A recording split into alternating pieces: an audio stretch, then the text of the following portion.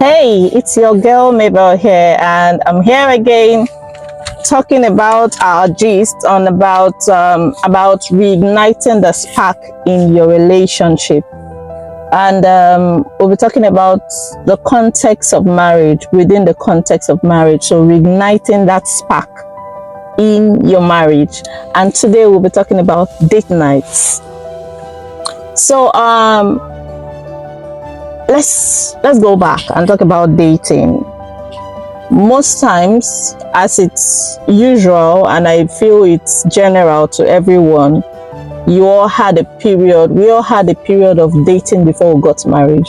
For an example, myself and Ade, my husband, we dated for a while. You can call it dating, call it what's this word, courtship, call it whatever, but it's that period of relationship you have with the opposite spouse before your marriage.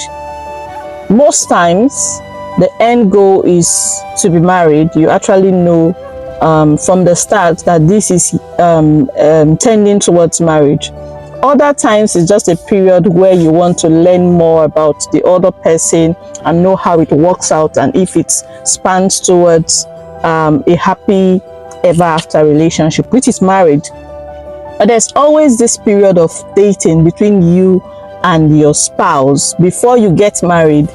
And you will agree with me that those times are always wonderful times, beautiful times. You get to create time. You actually schedule times for you to go out, to go for lunch, sometimes dinner, sometimes outing, sometimes you go to the cinema.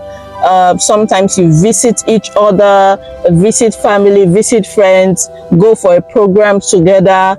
Those are what you do during dating. Have a time to talk about things, but there's always an intentional scheduling of these appointments, of these date times, of these dates, yes.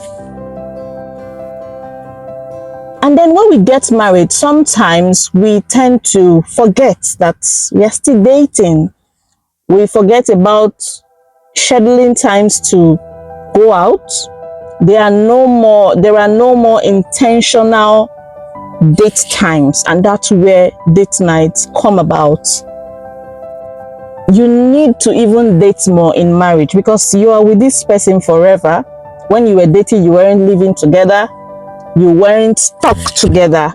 You didn't have children together.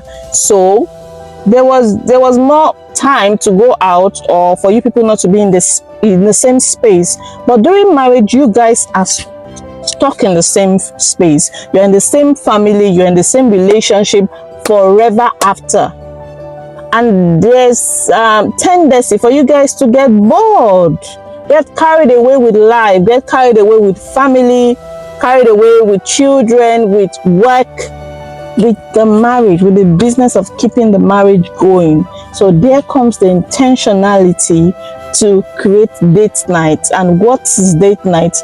Intentional scheduling of times where you take your partner out, or where you guys will stay together, but there is an intentionality, there is a scheduling, and say, okay, every Friday or once every month, or this is how frequent it will be, we would have to take this time, and it should just be me and you.